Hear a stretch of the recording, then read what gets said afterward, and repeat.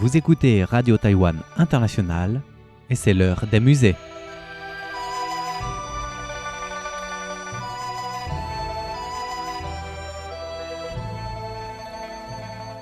Chers amis francophones, ni hao ma. Vous êtes en compagnie de Miao Yonghua pour l'émission L'heure des musées. La semaine dernière, nous avons exploré diverses histoires liées au tigre.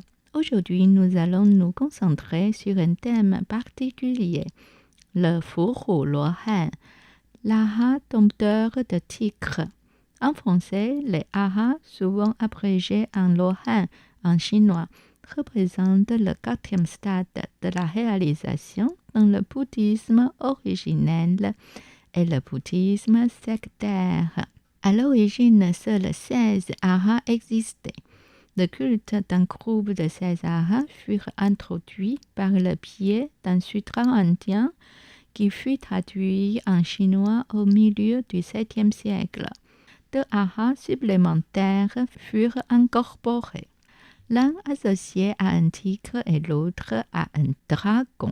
Ainsi, le nombre total de Luohan atteignit 18. L'ara dompteur de tigre se trouva parmi eux en tant que 18e membre. Selon la légende, à l'extérieur du temple où résidait le vénérable moine dompteur de tigre, un tigre féroce hurlait sans cesse de faim. Alors le vénérable moine dompteur de tigre partagea sa propre nourriture avec ce tigre affamé. Au fil du temps, non seulement le tigre fut apaisé par le moine, mais il jouait également fréquemment avec lui. En conséquence, les gens les surnommèrent l'ara dompteur de tigre. Au fil du temps, grâce aux actes de bienveillance et de compassion du moine envers le tigre, une relation particulière se développa entre eux. Le tigre, désormais rassasié et apaisé, cessa de montrer des comportements agressifs et commença à interagir amicalement avec le moine. La nature farouche du tigre sembla être transformée par la bonté du moine.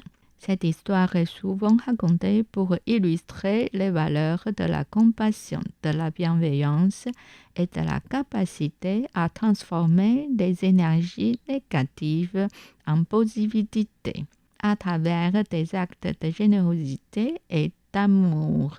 Étant donné l'absence de documents historiques détaillant l'apparence des Luohan, les premières représentations chinoises ne comportaient aucune caractéristique distinctive permettant de différencier les Luohan entre eux.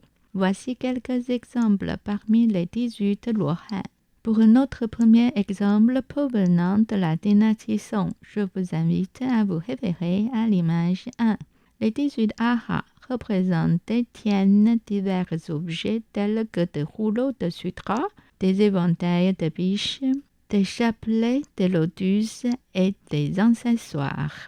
Leur apparence varie grandement. Certains sont âgés tandis que d'autres sont jeunes.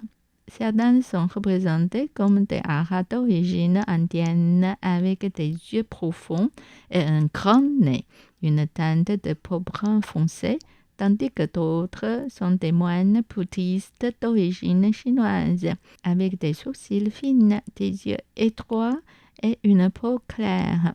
L'ara dompteur de tigre est positionné dans le coin supérieur droit, devant un décor de montagnes et de rochers.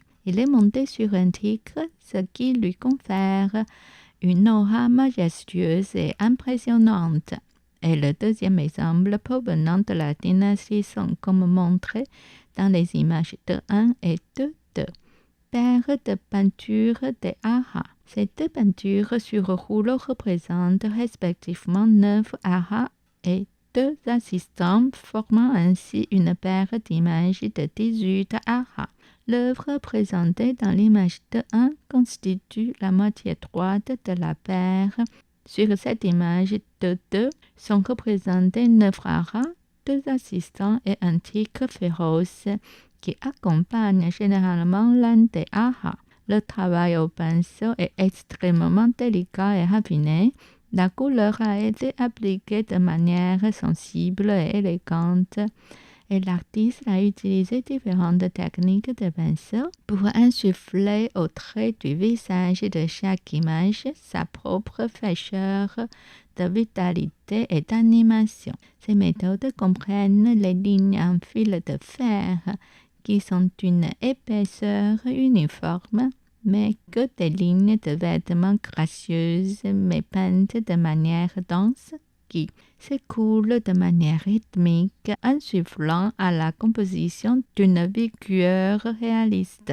Et le troisième exemple provenant de la dynastie Ming, comme montré dans les images 3.1 et 3.2. Ara peint par Wu Bing. Cette peinture réalisée dans le style Bai Miao, ligne simple, comprend des représentations des 18 aras, telles que le dompteur de tigre, qui apparaissent sous différentes manifestations de leur pouvoir surnaturel sur l'eau. Le travail au pinceau dans cette peinture est pur, puissant et élégant, avec une utilisation particulièrement fréquente de traits de pinceau angulaires. Les différentes postures des personnages leur confèrent une impression d'activité et de vie. Selon l'inscription, cette peinture a été réalisée en 1643. En dehors de ces 18 arts réunis, nous allons examiner de plus près certaines images de l'ara dompteur de tigre. Je vous encourage à consulter l'image 4 pour notre premier exemple.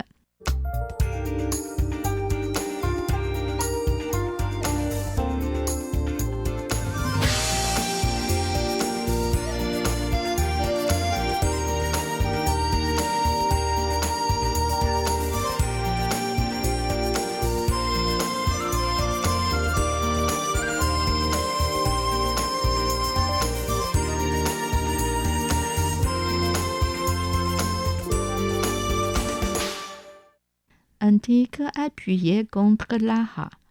Tout comme un chien domestique, le tigre semble s'adonner au câlin, étirant sa langue et émettant des abois joyeux envers son maître.